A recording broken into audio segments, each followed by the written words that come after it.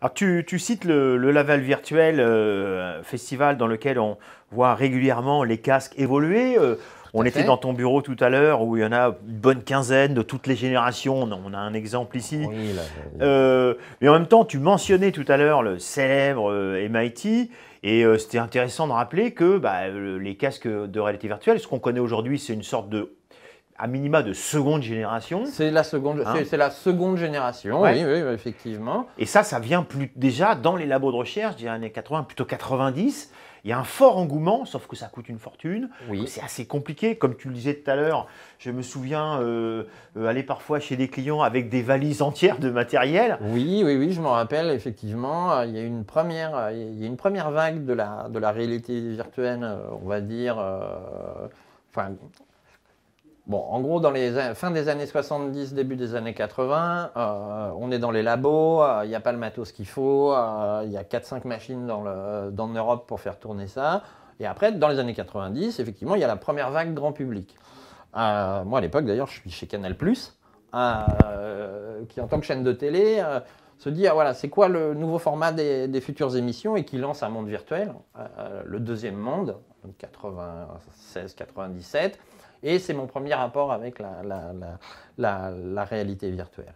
Mais à cette époque-là, c'est la grosse différence avec 2016, c'est pas encore mature. Parce qu'il y a des seuils technologiques qui sont infranchissables en termes de matériel et de logiciel.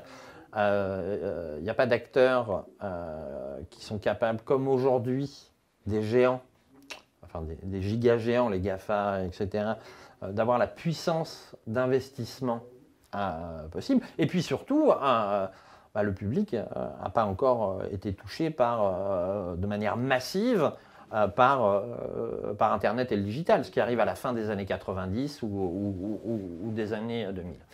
Et pourquoi aujourd'hui cette vague, si on prend un sujet comme celui-ci dans une agence de communication comme We Are Social, c'est qu'on arrive à une masse, même si ce n'est pas mainstream, on arrive à une masse critique, on a dépassé les seuils technologiques qui font que aujourd'hui on y croit et on œuvre, on n'est pas que là à se dire ça va peut-être arriver.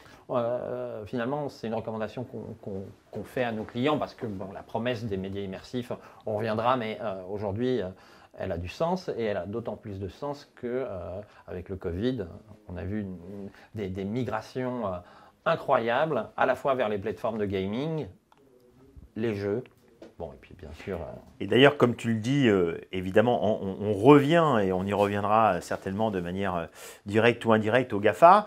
On pense à l'évolution des téléphones, on pense à Google avec le Cardboard, qui est une très très belle idée, qui a beaucoup démocratisé. Et puis, il y a plusieurs marques qui ont évolué, qui ont émergé, mais il y en a quand même une qui a fait un peu de bruit, c'est Oculus en 2012, eux aussi par son rachat, par Facebook, qui se dit il y a quelque chose à faire avec ça, quoi. Oui, alors, donc Palmer Luckey monte Oculus en 2012, effectivement, il sort des prototypes, ça génère un engouement incroyable dans la communauté. Et puis, je passe les détails, mais en 2015, Zuckerberg rachète Oculus pour 2 milliards d'euros. Et là, on se dit, attends, on ne se le dit pas longtemps, on se dit, attends, c'est quoi ce délire de milliardaire? Et puis très rapidement, le lendemain, on comprend que les médias immersifs et la réalité virtuelle pourraient bien être un des futurs des réseaux sociaux. Pas le futur des réseaux sociaux, mais un des futurs des réseaux sociaux. Et puis Zuckerberg, qu'est-ce qu'il a fait pendant 5 ans jusqu'à aujourd'hui? Il a fait converger la plateforme Facebook et la plateforme Oculus pour avoir aujourd'hui un des écosystèmes le plus mûr du marché. Et c'est la première fois qu'un opérateur, en l'occurrence Zuckerberg, a à la fois le hardware, donc le hardware, on reparlera de son casque Oculus Quest 2, mais ils ont le hardware, le software, c'est-à-dire la plateforme Facebook et tout ce qui va avec, et juste 2 milliards d'utilisateurs actifs. Donc ça, le fait d'avoir ces trois éléments et une vision assez pour moi, c'est la vision la plus claire du marché. On va voir comment ça va se passer là. Mais ce qui permet à Zuckerberg, 5 ans plus tard, de proposer un monde virtuel assis sur ces bases-là. Donc un monde virtuel social qui serait un peu le pendant en 3D de Facebook et qui s'appelle Facebook Horizon. Et Facebook Horizon, il est sorti aux États-Unis et au Canada en version bêta. On devrait le voir arriver chez nous. Je ne vais pas m'engager, vous savez ce qu'ils disent, hein, later this year. Mais je pense que ouais, d'ici juin, on pourra tester cette communauté. Et on voit déjà ce qui se passe aux États-Unis. Ça prend plutôt bien, même si ça pose des questions. On sait que Facebook, on pourrait y revenir, et pas sans. Facebook, il y a quelques raisons de le critiquer pour les fake news, la privacy, et puis l'économie de l'attention, tralala. On espère juste que Facebook Horizon sera un monde un peu moins policé, un peu moins à la Disney, je veux dire par là, trop policé, trop gentil, par rapport c'est un modèle complètement différent de Second Life, par exemple. Alors des GAFAM, n'oublions pas le M de Microsoft. Oui, Microsoft est là. Avec son fameux HoloLens qui est déjà sorti en 2017, que je t'ai entendu en parler, moi aussi ça m'a bluffé. Et en même temps j'ai l'impression que la réalité virtuelle augmentée, comme l'entend HoloLens pour l'instant, avec ces deux couches finalement, plutôt que le pur virtuel d'Oculus, ce choix-là contre celui de Microsoft. Pour l'instant, le HoloLens, il émerge doucement. Oui, alors ce qu'il faut savoir sur Microsoft, c'est qu'il s'adresse à un public de professionnels, que c'est plus cher. Et par contre, ce que j'aime bien, alors, vous savez, pour la réalité augmentée, hein, je rappelle que c'est une couche qui vient se rajouter sur la réalité pour la déformer, la diminuer, l'augmenter ou donner un surcroît d'informations. Et donc, il y a deux manières aujourd'hui de voir la réalité augmentée. C'est soit avec votre petit téléphone, votre smartphone, s'il est de dernière génération, et là, vous le pointez dans l'espace, soit avec un casque. Donc, et qu'est-ce qu'on fait avec ces casques en réalité augmentée? Dans l'industrie, on peut réparer un moteur, on peut voir une conduite de canalisation à travers les murs, voilà, on a ce genre de trucs. Donc les casques de réalité augmentée, c'est plutôt pour l'industrie. Par contre, les téléphones, c'est pour tout le monde, hein, bien évidemment. Alors Microsoft, eux, ils sont plutôt sur les casques de réalité augmentée. C'est le casque, donc il y a eu 2 HoloLens. Ils ont fait évoluer le second en fonction des critiques du premier. Et moi, je vais vous citer un seul exemple. Hein. J'ai joué à un jeu dont je ne me rappelle plus le nom, mais qui était sorti avec le premier. C'est une enquête. Et donc, je l'ai testé chez moi. Et là, il y a un avatar, donc un personnage en 3D, qui s'est assis sur mon canapé, et grandeur nature, et je lui ai posé des questions. Et c'était une enquête, et de temps en temps, voilà, j'étais obligé pas de le violenter, en tout cas verbalement, pour avoir des réponses. Et ce sentiment de présence était bluffant, parce que vous avez les mains libres, ça occupe pas tout votre champ de vue, mais il y a une personne qui vous parle, qui vous résiste. C'est pas, voilà, tout est scripté, mais on a la sensation du dialogue, hein, une perception de dialogue. Et moi, je pense qu'effectivement, alors c'est pas le même degré d'immersion entre un casque et un téléphone, mais d'un côté, qui a des smartphones? Tout le monde. Enfin, en tout cas, il y a des bassins d'audience de plus de, je ne parle pas de la Chine ou de l'Asie, mais de plus de 700 millions de téléphones. Donc, c'est un gros vecteur de démocratisation avec les réseaux sociaux. Et puis ça, c'est plutôt pour le grand public ou pour les salles d'arcade ou pour les professionnels. Mais Microsoft, d'ailleurs, ils ont racheté un monde virtuel, hein, eux aussi. Ils ont racheté Altspace VR avec une équipe de 80 personnes il y a 2 ans.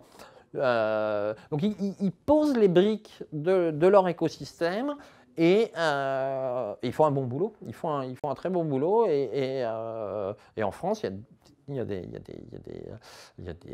beaucoup de boîtes qui se sont mis à travailler avec Microsoft parce que ça correspond parfaitement à leurs attentes, soit corporate, soit industrielles.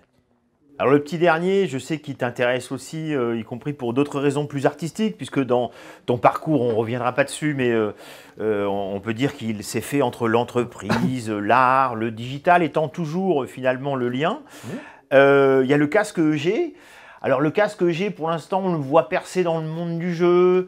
On sent qu'il y a un potentiel. Cette idée de pouvoir faire bouger, moi ça m'est arrivé il y a déjà quelques temps, une sphère un peu en mode Star Wars, quoi. C'est bluffant. La promesse, elle est là. La promesse, elle est là. Alors, le casque EG, en gros, on a pris la technologie de l'électroencéphalogramme, hein, qui vient du médical et du militaire, enfin plutôt du médical, et puis on en a fait un objet connecté. Et puis il y a quelques startups, mais pas beaucoup, hein. Il y a 10-15 startups dans le monde qui décident de travailler avec ce casque pour détecter les ondes électromagnétiques du cerveau ou du cortex. Et puis, en fonction de ces ondes cérébrales, de faire agir, par exemple, de déplacer des objets, par exemple, d'écrire un texte quand on y réfléchit. Bon, alors là, on est à la limite de la science-fiction, mais par exemple, nous, on a beaucoup travaillé avec une start-up qui s'appelait Mentalista, qui est une start-up française, et eux, ils ont inventé un jeu de football. Donc, ils ont mélangé une technologie très en avance de phase, hein, faut voir ce que veut faire Musk, etc., sur le Neuralink, tralala. Et donc, ils ont mélangé une technologie extrêmement en avance de phase avec le sport le plus populaire. Donc, vous portiez votre casque, il y avait un petit terrain de la taille de cette pièce, et uniquement par la force de votre pensée, vous déplaciez une balle, etc. Donc, effectivement, on comprend bien qu'il y a des applications qui seront liées à l'entertainment. Par exemple, Mentalista Foot, comme ils l'ont appelé, on l'a présenté à la Paris Games Week, et les gens disaient, mais peut-être que c'est ça le futur de l'e-sport. Mais dans le cas de cette technologie-là, il y a un usage polysémique, donc ça touchera la médecine, les gens invalidés, et puis, bien sûr, l'entertainment. Ouais, moi, je l'ai vu, pas testé, vu en mode pizza party ici, je crois que c'était à cet âge-là, c'était assez drôle et ça crée de l'engagement, y compris des supporters qui ne comprennent pas bien comment ça se passe dans l'invisible. C'est assez bluffant. C'est intéressant quand tu dis c'est un peu de la science-fiction. En fait, parlons de science-fiction parce que finalement, là, ce qu'on est en train de dire, si on s'était enregistré il y a 20 ans, on aurait dit de quoi il parle. C'était un futur possible à l'époque. Et quand je dis il y a 20 ans ou même 30, jamais le mouvement cyberpunk, la tendance cyberpunk évidemment qui t'intéresse n'a été aussi la mode, avec des gens notamment comme William Gibson qui écrit le roman cyberpunk par excellence, c'est Neuromancien en 84, dans les années 80-90, toutes ces idées finalement dans la littérature de science-fiction et au cinéma, elles sont déjà existantes. Souvent d'ailleurs où l'entreprise est diabolisée, où les mondes ne sont pas toujours comme on aimerait les vivre. Mais toutes ces idées sont déjà là dans la littérature. Oui, alors ça reprend un petit peu ce que je te disais tout à l'heure sur que la technologie, c'est pas que de la technologie. Dans le cas présent, effectivement, il y a toute une littérature qui est née aux États-Unis à la fin des années 70, début des années 80. C'est la littérature cyberpunk, c'est souvent des sociétés, ça met souvent en œuvre des sociétés dystopiques, ultra technologisées, enfin ultra techniques, avec beaucoup de technologie, assez sombres, où souvent il y a des fictions qui sont post-apocalyptiques. Et en fait, ce qui est intéressant, c'est qu'il y a des allers-retours, il y a un peu une dialectique entre l'usage, l'imaginaire, cyberpunk, et puis les technologies qu'on a eues. Effectivement, comme tu le disais, on aurait discuté ensemble il y a 20 ans de ce qui se passe aujourd'hui, ça aurait été de la science-fiction. Donc il y a trois choses. Donc, un, peut-être que, c'est pas anodin, peut-être que ceux qui construisent les casques aujourd'hui, qui ont imaginé les casques, les Palmer Luckey, etc., bah, tous ces gens, ils ont été biberonnés à la littérature cyberpunk. Et quelques années plus tard, bah, eux, ils voulaient voir de la réalité virtuelle comme dans l'imaginaire qui les a éduqués.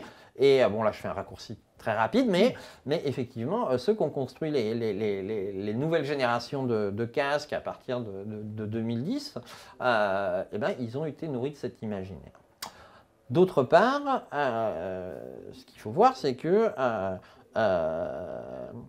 peut-être que la science-fiction est une bonne manière pour innover. Ça fait péter les barrières. Moi, c'est ce que je dis souvent.